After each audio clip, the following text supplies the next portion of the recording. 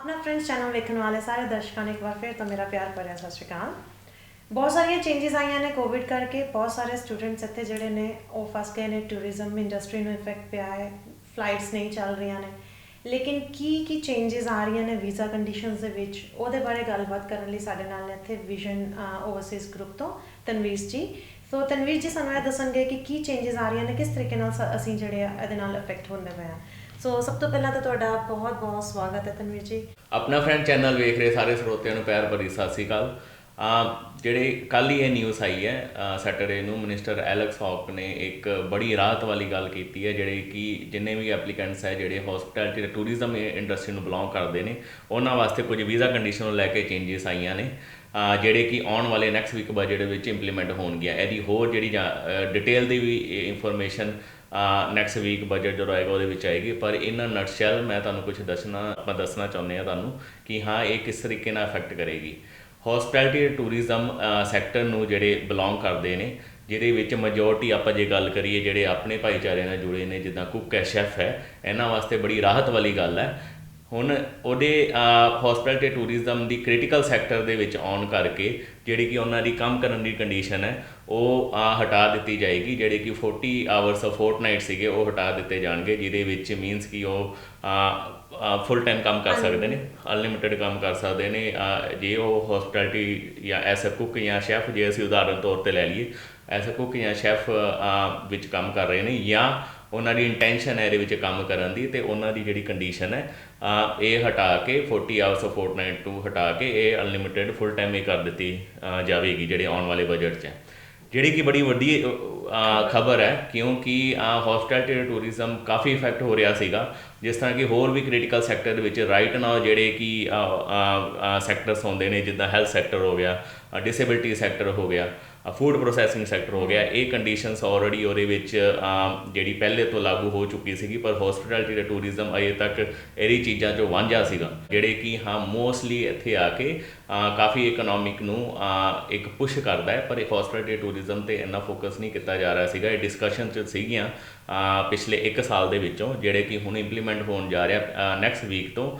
Hospitality tourism ਵਿੱਚ ਐਸਾ ਹੀ sad ਕਿ ਜਿਹੜੇ ਮੈਜੋਰਟੀ ਜਿਹੜੇ ਇਫੈਕਟ ਹੁੰਦੇ ਨੇ ਉਹ ਕੁੱਕ ਅਤੇ ਆਪਣੇ ਸ਼ੈਫ,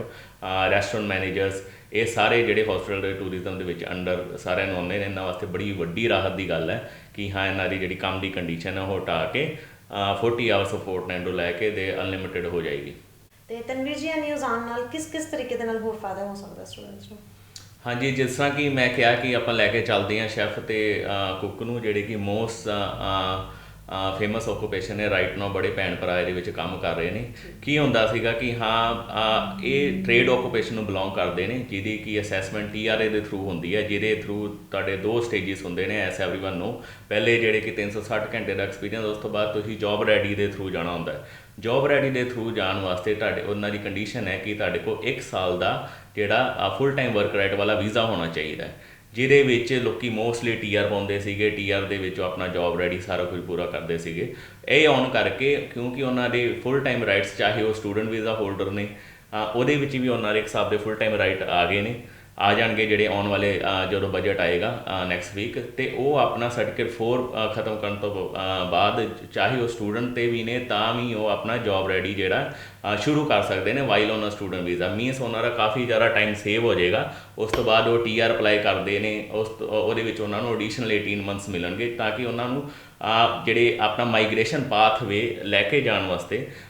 ਅੱਗੇ ਸੋਚਣ ਵਾਸਤੇ ਕਾਫੀ ਲੰਬਾ ਟਾਈਮ ਮਿਲ ਜਾਏਗਾ। ਦੂਸਰੀ ਗੱਲ ਇਹ ਹੈ ਕਿ ਕਾਫੀ ਸਟੂਡੈਂਟਸ ਨੇ, ਚਾਹੇ ਕਹਿ ਲਓ ਕਿ ਅਣਗਹਿਲੀ ਨਾਲ ਜਾਂ ਪੁਰਾਣਾ ਜਿਹੜਾ ਜਿਸ ਤਰ੍ਹਾਂ ਰੂਲ ਚੱਲਦੇ ਸੀਗੇ ਕਿ TR ਤੋਂ ਬਾਅਦ ਆਪਣੀ ਹੌਸਪਿਟੈਲਿਟੀ ਇੰਡਸਟਰੀ ਜਿਸ ਤਰ੍ਹਾਂ ਕੁੱਕਰੀ ਦੇ ਵਿੱਚ ਐਡਮਿਸ਼ਨ ਲਈ ਸੀਗੀ, ਨਾ ਜਾਣਦੇ ਹੋਏ ਕਿ TR ਤੁਹਾਨੂੰ ਇੱਕ ਵਾਰੀ ਲਾਈਫ ਵਿੱਚ ਇੱਕ ਵਾਰ ਮਿਲਦੀ ਸੀਗੀ, ਉਹ ਸਟੱਕ ਸੀਗੇ ਕਿ ਅਸੀਂ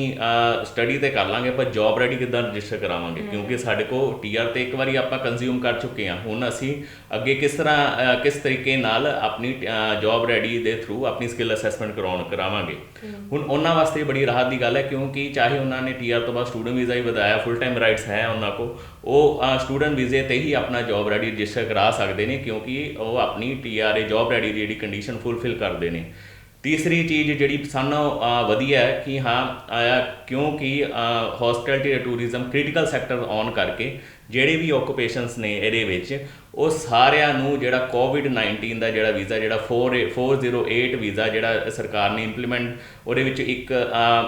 ਕੋਵਿਡ ਵਾਲਾ ਸੈਕਸ਼ਨ ਉਹਨਾਂ ਨੇ ਇੰਪਲੀਮੈਂਟ ਕੀਤਾ ਸੀਗਾ ਲਾਸਟ ਜਦੋਂ ਦਾ ਆਪਣਾ ਕੋਵਿਡ ਚੱਲ ਰਿਹਾ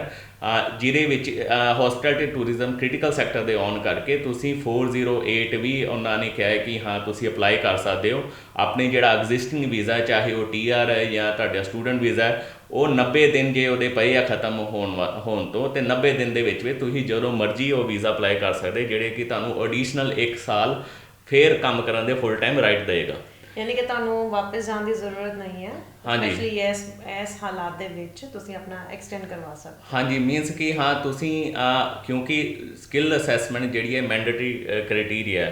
ਬਿਫੋਰ ਤੁਸੀਂ ਕੋਈ ਵੀ ਮਾਈਗ੍ਰੇਸ਼ਨ ਪਾਥਵੇ ਚੂਜ਼ ਕਰਦੇ ਹੋ ਇਸ ਮੈਂਡੇਟਰੀ ਕ੍ਰਾਈਟੇਰੀਆ ਬੜੇ ਲੋਕੀ ਫਸੇ ਸੀਗੇ ਕਿ ਜਿਹੜੇ ਕਿ TR ਤੋਂ ਬਾਅਦ ਜਾਂਦੇ ਸੀਗੇ ਜਾਂ TR ਤੇ ਉਹਨਾਂ ਨੇ ਆਪਣੇ ਹੌਸਪਿਟੈਲਿਟੀ ਦੇ ਕੋਰਸ ਸ਼ੁਰੂ ਕੀਤੇ ਸੀਗੇ ਉਹਨਾਂ ਕੋਲ ਵੀਜ਼ਾ ਨਹੀਂ ਸੀਗਾ ਪਿੱਛੇ ਕਿ ਆਪਣਾ ਜੋਬ ਰੈਡੀ ਲਈ ਰਜਿਸਟਰ ਕਰਾ ਸਕਣ ਕਿਉਂਕਿ TR ਦੀ ਰਿਕੁਆਇਰਮੈਂਟ ਪੂਰੀ ਨਹੀਂ ਕਰ ਪਾਉਂਦੇ ਸੀਗੇ ਉਹ ਹੁਣ ਕੋਵਿਡ ਦੇ ਵੀਜ਼ੇ ਦੇ ਥਰੂ ਜਾਂ ਸਟੂਡੈਂਟ ਵੀਜ਼ਾ ਹੀ ਰਾਈਟ ਨਾਓ ਹੋਲਡ ਕਰ ਰਹੇ ਨੇ ਉਹਦੇ ਥਰੂ ਵੀ ਆਪਣੀ ਜਿਹੜੀ TR ਜਿਹੜੀ ਜੋਬ ਰੈਡੀ ਆ ਉਹ ਅਸੈਸ ਕਰਾ ਸਕਦੇ ਨੇ ਤੇ ਆਪਣਾ ਜਿਹੜਾ PR ਪਾਥਵੇ ਅੱਗੇ ਸਕਿਲਡ ਮਾਈਗ੍ਰੇਸ਼ਨ ਚਾਹੇ ਉਹ 491 ਹੋਵੇ ਜਾਂ ਕੁਝ ਵੀ ਹੋਵੇ ਉਹਦੇ ਥਰੂ ਜਾ ਸਕਦੇ ਨੇ ਤਨਵੀਰ ਜੀ ਇੱਕ ਹੋਰ ਚੀਜ਼ ਜ਼ਿਆਦਾਤਰ ਇੱਥੇ ਜਿਹੜੇ ਹੁਣ ਸਪੈਸ਼ਲੀ ਹੌਸਪਿਟੈਲਿਟੀ ਇੰਡਸਟਰੀ ਨੂੰ ਇਹ ਮੁਸ਼ਕਿਲ ਆਉਂਦੀ ਪਈ ਹੈ ਕਿ ਉਹਨਾਂ ਨੂੰ EMPLOYEES ਨਹੀਂ ਮਿਲਦੇ ਪਏ ਉਹ ਕਹਿ ਰਹੇ ਕਿ ਸਾਰੇ ਰੀਜਨਲ ਦੇ ਵਿੱਚ ਕੰਮ ਲੱਭ ਰਹੇ ਨੇ ਤੇ ਉਹਨਾਂ ਨੂੰ ਕੀ ਫਾਇਦਾ ਹੋਏਗਾ ਹਾਂਜੀ ਜਿਸ ਤਰ੍ਹਾਂ ਕਿ ਮੈਂ ਕਿਹਾ ਕਿ ਇਹ ਚੇਂਜ ਇੰਪਲੀਮੈਂਟ ਹੋਣ ਕਰਕੇ ਫੁੱਲ ਟਾਈਮ ਰਾਈਟ ਹੋਣ ਕਰਕੇ ਬੜੀ ਚੀਜ਼ਾਂ ਇਫੈਕਟ ਹੋਣਗੀਆਂ ਤੁਸੀਂ ਐਕਸਪਰਟ ਦੀ ਐਡਵਾਈਸ ਲੈ ਕੇ ਆਪਣਾ ਪਾਥਵੇ ਚੂਜ਼ ਕਰਿਓ ਜਿੱਦਾਂ ਤੁਸੀਂ ਕਿ EMPLOYERS ਨੂੰ ਲੈ ਕੇ EMPLOYERS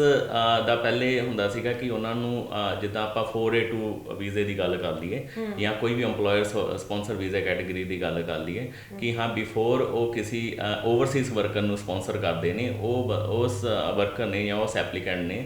ਉਹਨਾਂ ਕੋਲ 2 ਸਾਲ ਦਾ ਫੁੱਲ ਟਾਈਮ ਦਾ ਐਕਸਪੀਰੀਅੰਸ ਹੋਣਾ ਚਾਹੀਦਾ ਹੈ ਜਿਸ ਤਰ੍ਹਾਂ ਕਿ ਜਿਹੜੇ ਸਟੂਡੈਂਟਸ ਆਪਣੇ ਵੀਰ ਭਰਾ ਜਿਹੜੇ ਭੈਣਾਂ ਕੰਮ ਕਰਦੇ ਸੀਗੇ ਐਸ ਅ ਕੁੱਕ ਜਾਂ ਸ਼ੈਫ ਉਹ ਜੇ ਸਟੂਡੈਂਟ ਵੀਜ਼ੇ 'ਤੇ ਉਹ ਕੰਮ ਕਰਦੇ ਸੀਗੇ 1 ਸਾਲ 20 ਘੰਟੇ ਜਿਹਨੂੰ ਕਿ ਆਪਾਂ ਕਹਿ ਲਈਏ 40 ਆਵਰਸ ਅ ਫੋਰਟਨਾਈਟ ਅਤੇ ਉਹ ਪ੍ਰੋ ਰਾਟਾ ਬੇਸ 'ਤੇ ਕਾਊਂਟ ਹੁੰਦਾ ਸੀਗਾ ਮੀਨਸ ਜੇ ਉਹਨਾਂ ਨੇ ਸਾਲ ਕੰਮ ਕੀਤਾ ਅਤੇ ਉਹਨਾਂ ਦਾ 6 ਮਹੀਨੇ ਕਾਊਂਟ ਹੁੰਦਾ ਸੀਗਾ ਮੀਨਸ ਕਿ ਜੇ ਉਹ ਸਟੂਡੈਂਟ ਵੀਜ਼ੇ ਨੂੰ ਲੈ ਕੇ ਚੱਲਦੇ ਸੀਗੇ ਜੇ 2 ਸਾਲ ਦਾ ਉਹਨਾਂ ਨੇ ਸਟੂਡੈਂਟ ਵੀਜ਼ੇ 'ਤੇ ਆਫਟਰ ਸਰਟੀਫਿਕੇਟ 4 ਕਿਉਂਕਿ ਸਾਰੀ ਜਿਹੜੀ ਇੱਕ ਹੋਰ ਇੱਥੇ ਗੌਰ ਕਰਨ ਵਾਲੀ ਹੈਗੀ ਚੀਜ਼ ਕਿ ਜਿਹੜੇ ਵੀ ਤੁਹਾਡਾ ਐਕਸਪੀਰੀਅੰਸ ਹੈ ਉਹ ਤੁਹਾਡਾ ਪੋਸਟ ਕੁਆਲੀਫਿਕੇਸ਼ਨ ਕਾਊਂਟ ਹੁੰਦਾ ਮੀਨ ਸਰਟੀਫਿਕੇਟ ਜੇ ਆਪਾਂ ਸ਼ੈਫ ਦੀ ਗੱਲ ਕਰੀਏ ਸਰਟੀਫਿਕੇਟ 4 ਤੋਂ ਬਾਅਦ ਸਰਟੀਫਿਕੇਟ 4 ਤੱਕ ਪਹੁੰਚਣ ਕਰਕੇ ਉਹਨਾਂ ਦਾ ਅੱਧਾ ਸਟੂਡੈਂਟ ਵੀਜ਼ਾ ਵੈਸੇ ਐਗਜ਼ੌਸਟ ਹੋ ਚੁੱਕਾ ਹੁੰਦਾ ਸੀਗਾ ਮੀਨਸ ਪਿੱਛੇ 1 ਸਾਲ ਦਾ ਸਟੂਡੈਂਟ ਵੀਜ਼ਾ ਰਹਿ ਗਿਆ ਉਹਦੇ ਥਰੂ ਫਿਰ ਉਹਨਾਂ ਨੇ 1 ਸਾਲ 20 ਘੰਟੇ ਕੰਮ ਕੀਤਾ ਪਰ ਵੀਕ ਜਿਹੜਾ ਕਿ ਪ੍ਰੋ ਰਾਟਾ ਬੇਸ 'ਤੇ ਉਹਨਾਂ ਨੂੰ 6 ਮਹੀਨੇ ਮਿਲਦੇ ਸੀਗੇ ਉਸ ਤੋਂ ਬਾਅਦ ਉਹ TR ਅਪਲਾਈ ਕਰਦੇ ਸੀਗੇ ਜੋਬ ਰੈਡੀ ਕਰਦੇ ਸੀਗੇ ਅਤੇ ਕਾਫੀ ਲੰਬਾ ਸਮਾਂ ਲੰਘ ਜਾਂਦਾ ਸੀਗਾ ਹੁਣ ਕਿਉਂਕਿ ਇਹ ਕੰਡੀਸ਼ਨ ਆਉਣ ਕਰਕੇ ਜਿਹੜੇ ਕਿ 2 ਸਾਲ ਦੀ ਵਰਕ ਕੰਡੀਸ਼ਨ ਉਹ ਆਪਣੇ ਸਟੂਡੈਂਟ ਵੀਜ਼ੇ 'ਤੇ ਇਹ ਵੀ ਪੂਰੀ ਕਰ ਸਕਦੇ ਨੇ ਜੇ ਉਹਨਾਂ ਦਾ ਸਟੂਡੈਂਟ ਵੀਜ਼ਾ ਚੱਲਦਾ ਪਿਆ ਮੀਨਸ ਕਿ ਉਹ ਜੇ ਸਾਲ ਕੰਮ ਕਰਨਗੇ ਤਾਂ ਫੁੱਲ ਟਾਈਮ ਸਾਲ ਹੀ ਉਹਨਾਂ ਦਾ ਕਾਊਂਟ ਹੋਏਗਾ ਸਟਾਰਟਿੰਗ ਤੋਂ ਹੀ ਗਿਣਿਆ ਜਾਏਗਾ ਪ੍ਰੋ ਰਾਟਾ ਬੇਸ 'ਤੇ ਕਾਊਂਟ ਨਹੀਂ ਹੋਏਗਾ ਕਿਉਂਕਿ ਇਹ ਕੰਡੀਸ਼ਨ ਲਿਫਟ ਕੀਤੀ ਜਾਏਗੀ ਜਿਹਦੇ ਮਤਲਬ ਹੈ ਕਿ ਜਿਹੜਾ ਕਿ EMPLOYER ਲਈ ਵੀ ਬੈਨੀਫਿਟ ਹੈ ਕਿ ਜੇ ਉਹਨਾਂ ਨੂੰ ਲੋਕਲ ਕੋਈ ਐਪਲੀਕੈਂਟ ਜਾਂ ਲੋਕਲ ਕੋਈ ਵਰਕਰ ਨਹੀਂ ਮਿਲ ਰਿਹਾ ਉਸ ਓਕੂਪੇਸ਼ਨ ਦੇ ਵਿੱਚ ਅਤੇ ਉਹਨਾਂ ਕੋਲ ਕੋਈ ਡਿਜ਼ਰਵਿੰਗ ਕੈਂਡੀਡੇਟ ਹੈ ਜਿਹੜਾ ਕਿ ਰਾਈਟ ਨਾਓ ਕੰਮ ਕਰ ਰਿਹਾ ਅਤੇ ਉਹ ਕੈਂਡੀਡੇਟ ਆਪਣੀ ਜਿਹੜੀ ਵਰਕ ਐਕਸਪੀਰੀਅੰਸ ਦੀ ਜਿਹੜੀ ਰਿਕੁਆਇਰਮੈਂਟ ਹੈ ਉਹ ਛੇਤੀ ਪੂਰੀ ਕਰ ਲਏਗਾ ਅਤੇ ਪਲੱਸ EMPLOYER ਲਈ ਜੋ ਆਲਰੇਡੀ ਕੰਮ ਕਰ ਰਿਹਾ ਅਤੇ EMPLOYER ਉਹਨਾਂ ਨੂੰ ਪਹਿਲੇ ਸਪੋਂਸਰ ਕਰ ਸਕਦਾ ਰਾਦਰ ਦੈਨ ਬਾਅਦ ਵਿੱਚ ਵੇਟਿੰਗ ਫੋਰ 2 ਸਾਲ ਵੇਟ ਕਰਨ ਤੋਂ ਪਹਿਲੇ ਸਪੋਂਸਰ ਕਰ ਸਕਦਾ ਜੀ ਤੁਸੀਂ ਇਹਦੇ ਵਿੱਚ ਉਹਦਾ ਜਵਾਬ ਦਿੱਤਾ ਕਿ ਰੀਜਨਲ 'ਚ ਜਾਣਾ ਜ਼ਰੂਰੀ ਹੈ ਕਿ ਨਹੀਂ ਦੇ ਦੇਣਾ ਉਹਦਾ ਵੀ ਨਾਲ ਦੂਸਰੀ ਜਿਸ ਤਰ੍ਹਾਂ ਕਿ ਬੜੇ EMPLOYERS ਨੂੰ ਇਹ ਵੀ ਪ੍ਰੋਬਲਮ ਆ ਰਹੀ ਸੀਗੀ ਜਿਹੜੇ ਮੈਟਰੋ ਸੀਗੇ ਕਿ ਮੋਸਟਲੀ ਰਾਈਟ ਨਾਓ ਇਸ ਜੇ ਆਪਾਂ ਸੈਕਟਰ ਨੂੰ ਲੈ ਕੇ ਚੱਲੀਏ ਜਿਸ ਤਰ੍ਹਾਂ ਆਪਾਂ ਕੁੱਕ ਜਾਂ chef mostly right now most applicants regional ਨੂੰ ਜ਼ਿਆਦਾ ਫੋਕਸ ਕਰ ਰਹੇ ਸੀਗੇ ਕਿਉਂਕਿ ਡਿਪਾਰਟਮੈਂਟ ਦੀ ਪੋਲਿਸੀਜ਼ ਵੀ ਜ਼ਿਆਦਾ ਰੀਜਨਲ ਨੂੰ ਲੈ ਕੇ ਜ਼ਿਆਦਾ ਲੀਨੀਅੰਟ ਸੀਗੀਆਂ ਅਤੇ ਪਲੱਸ ਜੇ ਉਹਨਾਂ ਕੋਲ ਡਿਜ਼ਰਵਿੰਗ ਜੇ ਉਹਨਾਂ ਕੋਲ ਰਾਈਟ ਨਾਓ EMPLOYER ਹੈ ਅਤੇ ਕੈਂਡੀਡੇਟ ਜਿਹੜਾ ਜੇ EMPLOYER ਉਹਨਾਂ ਨੂੰ ਸਪੋਂਸਰ ਕਰ ਸਕਦਾ ਹੈ ਅਤੇ ਰਾਈਟ ਨਾਓ ਆਈ ਥਿੰਕ ਕਿਤੇ ਨਾ ਕਿਤੇ ਉਹਨਾਂ 'ਤੇ ਇਫੈਕਟ ਪਏਗਾ ਕਿ ਉਹ ਜਿਹੜਾ ਐਗਜ਼ਿਸਟਿੰਗ EMPLOYER ਹੈ ਜੇ ਉਹਨਾਂ ਨੂੰ ਸਪੋਂਸਰ ਕਰਨ ਲਈ ਤਿਆਰ ਹੈ ਅਤੇ ਉਹ ਛੱਡ ਕੇ ਨਹੀਂ ਜਾਣਗੇ ਨਹੀਂ ਇਹ ਵਾਕਈ ਗੱਲ ਸਹੀ ਹੈ ਇਸ ਇੰਡਸਟਰੀ ਨੂੰ ਜ਼ਿਆਦਾਤਰ ਜਿਹੜਾ ਇਫੈਕਟ ਸੀ ਉਹ ਇਹਦੇ ਕਰਕੇ ਸੀਗਾ ਕਿ ਜਿਹੜੇ ਸਟੂਡੈਂਟਸ ਨੇ ਓਰੀਜਨਲ ਵੱਲ ਜਾ ਰਹੇ ਸੀਗੇ ਅਤੇ ਜਿਹੜੇ ਇੱਥੇ ਜਿਹੜੇ ਹੌਸਪਿਟੈਲਿਟੀ ਦੇ ਜਿਹੜੇ ਕੰਮ ਦੇਖ ਰਹੇ ਨੇ ਉਹਨਾਂ ਨੂੰ EMPLOYEES ਨਹੀਂ ਮਿਲ ਰਹੇ ਸੀਗੇ ਇਹ ਬਿਲਕੁਲ ਸਹੀ ਹੈ ਔਰ ਇਹ ਵੀ ਖੁਸ਼ੀ ਦੀ ਗੱਲ ਹੈ, ਮੈਂ ਕਹਾਂਗੀ ਸਟੂਡੈਂਟਸ ਲਈ ਕਿ ਜਿਨ੍ਹਾਂ ਨੂੰ ਬਾਅਦ 'ਚ ਜਾ ਕੇ ਆਪਣਾ ਜਿੱਥੇ ਕੰਮ ਕਰ ਰਹੇ ਉੱਥੋਂ ਛੱਡ ਕੇ ਜਾਣਾ ਪੈਂਦਾ ਸੀ ਰੀਜਨਲ ਦੇ ਵਿੱਚ ਕੰਮ ਕਰਨ ਲਈ, ਹੁਣ ਆਪਣਾ ਕੰਮ ਵੀ ਕੰਟੀਨਿਊ ਕਰ ਸਕਦੇ ਹੋ ਸਟੂਡੈਂਟ ਵੀਜ਼ਾ ਦੇ ਦੌਰਾਨ ਵੀ। ਮੈਂ ਐਂਡ 'ਤੇ ਇੱਕ ਵਾਰ ਫਿਰ ਤੋਂ ਹੀ ਕਹਾਂਗੀ ਕਿ ਇਸ ਚੀਜ਼ ਨੂੰ ਲੈ ਕੇ ਜਾਂ ਆਪਣੇ ਵੀਜ਼ਾ ਨੂੰ ਲੈ ਕੇ ਤੁਹਾਡੇ ਕੋਲ ਕੋਈ ਵੀ ਸਵਾਲ ਨੇ, ਵਿਜ਼ਨ ਓਵਰਸੀਜ਼ ਗਰੁੱਪ ਦਾ ਨੰਬਰ ਥੱਲੇ ਦਿੱਤਾ ਹੋਇਆ, ਪਲੀਜ਼ ਉਹਨਾਂ ਨੂੰ ਕੰਟੈਕਟ ਕਰ ਸਕਦੇ ਹੋ। ਔਰ ਜਿਸ ਤਰ੍ਹਾਂ ਮੈਂ ਪਹਿਲਾਂ ਵੀ ਕਿਹਾ, ਤੁਸੀਂ ਆਪਣੇ ਸਵਾਲ ਸਾਨੂੰ ਡਾਇਰੈਕਟਲੀ ਵੀ ਭੇਜ ਸਕਦੇ ਹੋ। ਔਰ ਇਹਦੇ ਨਾਲ ਹੀ ਮੇਰੇ ਵੱਲੋਂ ਸਭਨਾਂ ਨੂੰ ਪਿਆਰ ਭਰੀ ਸਤਿ ਸ਼੍ਰੀ ਅਕਾਲ। ਸਤਿ ਸ਼੍ਰੀ ਅਕਾਲ ਜੀ। ਤੁਹਾਡੇ ਜਿਸ ਤਰ੍ਹਾਂ ਕਿ ਇਹ ਚੇਂਜ ਇੰਪਲੀਮੈਂਟ ਹੋਈ ਹੈ ਤੇ ਹਰ ਇੱਕ ਦਾ ਸਿਨੈਰੀਓ ਡਿਫਰੈਂਟ ਹੁੰਦਾ ਹੈ, ਜਿਹੜੇ ਕਿ ਇਹ ਸੈਕਟਰ ਨੂੰ ਬਿਲੋਂਗ ਕਰਦੇ ਨੇ। ਇੱਕ ਵਾਰ ਐਕਸਪਰਟ ਦੀ ਐਡਵਾਈਸ ਜ਼ਰੂਰ ਲਿਓ। ਤੁਸੀਂ ਸਾਨੂੰ ਕੰਟੈਕਟ ਕਰ ਸਕਦੇ ਹੋ 1300 VO ਗਰੁੱਪ ਤੇ ਅਸੀਂ more than happy to assist you in this category ਜੇ ਤੁਸੀਂ ਇਹ ਸੈਕਟਰ ਨੂੰ ਬਿਲੋਂਗ ਕਰਦੇ ਹੋ। ਬਾਕੀ ਤੁਸੀਂ ਸਾਡਾ ਫੇਸਬੁੱਕ ਚੈਨਲ ਵੀ ਫੋਲੋ ਕਰ ਸਕਦੇ ਹੋ ਵਿਜ਼ਨ ਇਸ ਗਰੁੱਪ ਦਾ ਟਾਈਮ ਟੂ ਟਾਈਮ ਅਪਡੇਟ ਵਾਸਤੇ। ਬਾਕੀ ਸਾਨੂੰ ਸੁਣਨ ਲਈ ਥੈਂਕ ਯੂ ਵੈਰੀ ਮਚ।